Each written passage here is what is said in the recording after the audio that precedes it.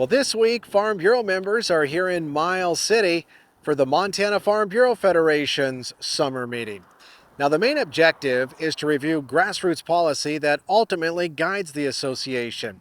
And MFBF President Cyndi Johnson says one of the biggest policy issues at Farm Bureau is working on for both producers and consumers is passing a new farm bill. I think everybody needs to know what the rules are.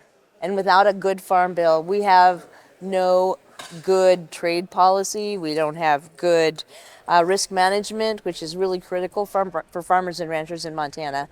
And it also gives us some guidance with what we can do with our trading partners. It also tells us how we need to manage nutrition issues in our country. So all of those things are pretty big. They're a pretty big deal.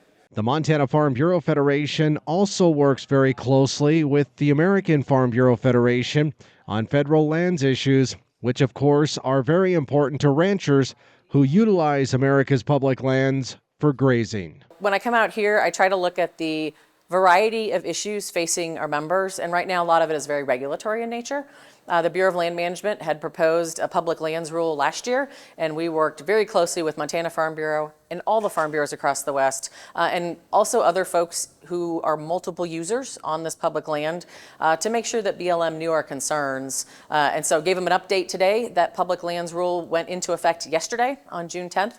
And so now we've moved into the implementation stage, which is what's next? What are we going to see coming down the pike in terms of more guidance for folks on the ground, et cetera. So that was the main focus of the conversation. Social media influencer Brandy Buzzard empowered attendees to become better agriculture advocates, which the Montana Farm Bureau Federation also believes is vitally important. Absolutely. And it doesn't have to be as a part of a group.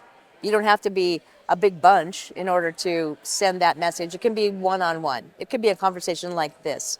So we can talk to each other about ag issues.